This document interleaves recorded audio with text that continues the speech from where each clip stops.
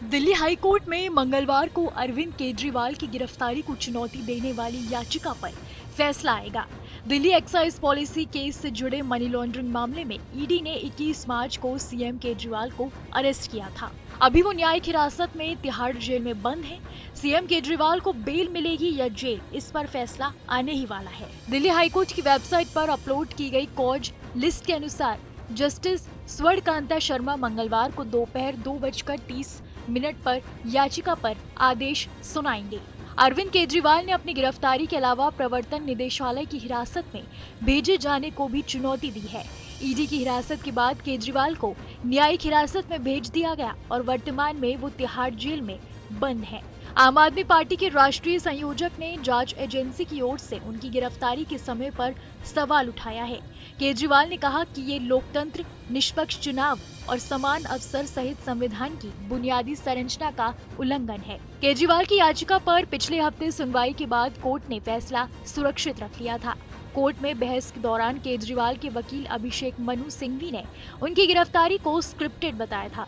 साथ ही उन्होंने गिरफ्तारी की टाइमिंग पर भी सवाल उठाए थे। 5 घंटे तक चली बहस के बाद कोर्ट ने फैसला सुरक्षित रख लिया था। अरविंद केजरीवाल को 21 मार्च को दिल्ली में उनके घर से गिरफ्तार किया गया था। उसके बाद वो ईडी की रिमांड में रहे और अब तिहाड़ जेल में है। आम आदमी पार्टी लगातार उनके स्वास्थ्य को लेकर सवाल उठा रही है।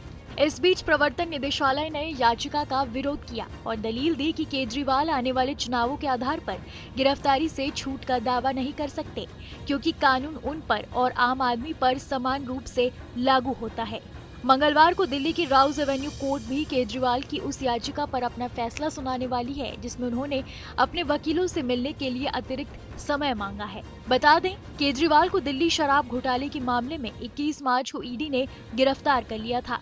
इसके बाद हाईकोर्ट ने उन्हें प्रोटेक्शन देने से इनकार कर दिया था और वो 1 अप्रैल को जुडिशियल कस्टडी में भेज दिया था। दरअसल 17 नवंबर 2021 को दिल्ली सरकार ने राज्य में नई शराब नीति लागू की।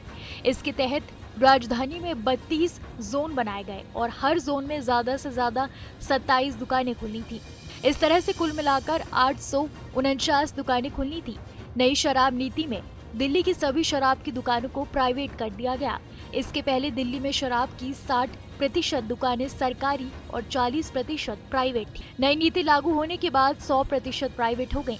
सरकार ने तर्क दिया था कि इससे 3,500 करोड़ रुपए का फायदा होगा। सरकार ने लाइसेंस की फीस भी कई गुना बढ़ा दी, जिससे L1 लाइसेंस के लिए पहले ठेकेदारों को 25 लाख देना पड़ता था।